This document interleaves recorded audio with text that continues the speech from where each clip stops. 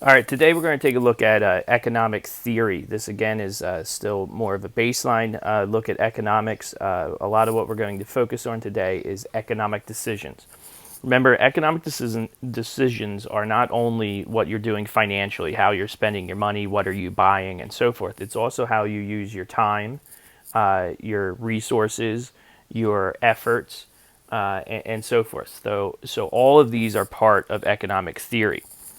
So the role of the theory, why do we study this? Why is this a possible major in college or a profession? It is because you try to use economic theory to make predictions about the real world. How will resources be used? How will capital be used? And so forth. So that's in essence what the role of economic theory is here. So when we look at economic theory and we look at economic decisions, what we have to do is we have to simplify the problem.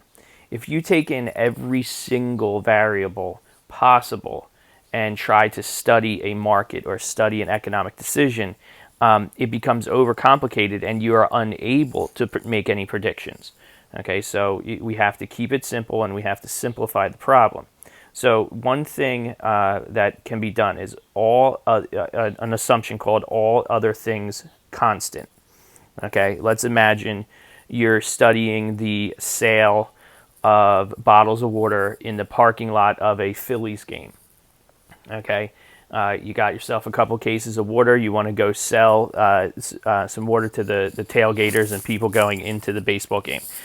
So you're walking around and you're making a decision. Okay, so you're saying, okay, if I charge $2 a bottle, how many bottles will I sell? If I charge $3 a bottle, how many will I sell? If I charge $4 a bottle, how many will I sell? All right, so when you're looking at this, you are only looking at the price versus the quantity you will sell. Okay, what you are not taking into consideration is the temperature. How many other people are trying to sell water? What the water cost you? What brand of water you had, or any of that. So you are simply you're narrowing the variables down to the price you are asking, and you're looking at what quantity do you sell. So you're taking all other considerations to be all other variables to be constant. We also make a behavioral assumption. We assume that people act in their own best interest. We make assumptions about people's motives. Okay, you are typically going to do what benefits you. Not many people go and purposely buy something more expensive. You might buy a higher quality item, but if I have identical shirts I can buy, okay, they are 100% identical, same brand, same company, same so forth. There's no real reason I would pay $15 for it if I could get it for $10. You act in your own self-interest. All right, so rational self-interest here, basically it states that people will make the best decision in regards to their own self-interest, given the information they have. All right, so you think you have information, you think this is a good price on this T-shirt, you buy it. Okay, where if you know it's cheaper in the next store and it's the same exact shirt, you might go to the next store. To get it there. So you make the best choice for your own self-interest based upon the information you have. Everyone tries to maximize the benefit at any given cost. Now, again, cost is not just money. It's time, it's energy. There's also, we'll get into later, opportunity cost, where you're making a decision, am I going to do this or that? So sometimes we do things that don't make financial sense to us, okay? And, we say, would you drive a friend to an airport? Okay, so it's time to go to the airport. Friend needs a ride. You're going to give him a ride there. So you drive him down to the airport. Okay, why do you do that?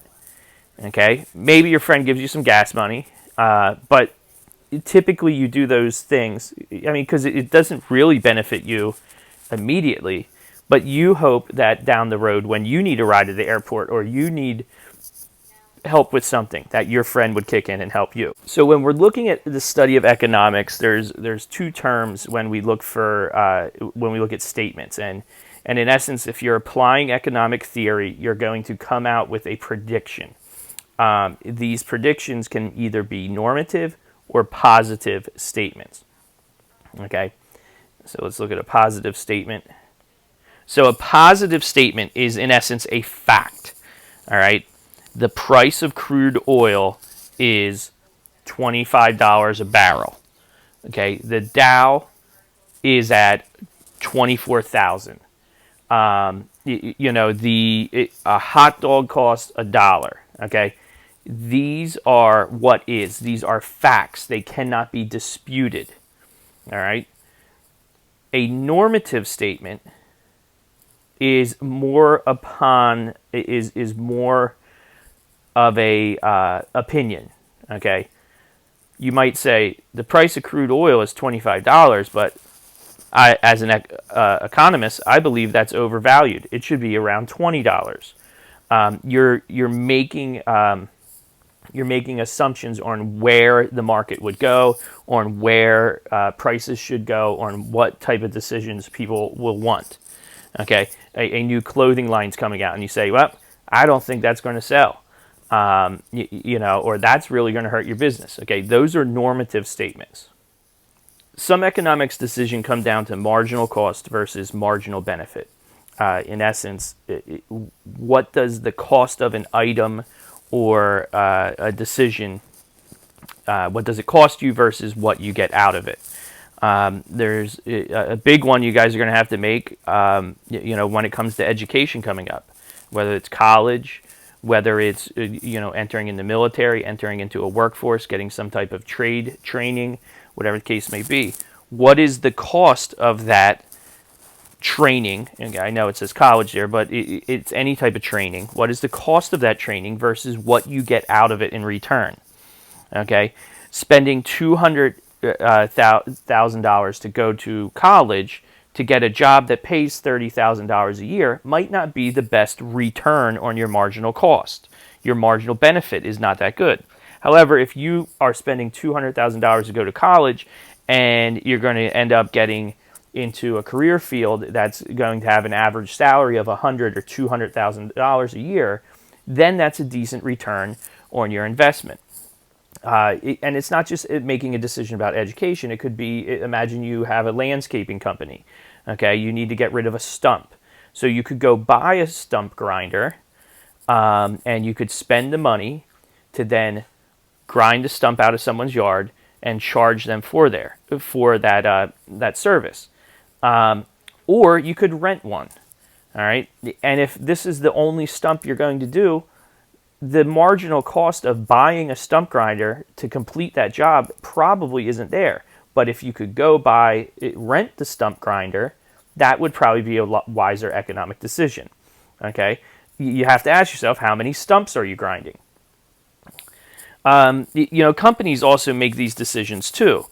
Is the cost of adding a new line or adding new products into a store, or any products in general, you put that product line out there, is it really going to have a return on your investment and a return on the cost putting that out there? What is the cost of the resources you used to put that into production versus what was generated in sales revenue?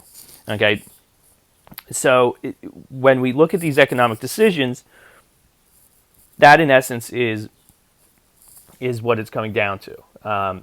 Is it worth spending the resources, whether that's time, money, energy, whatever, and what is the benefit you get out of making that economic decision?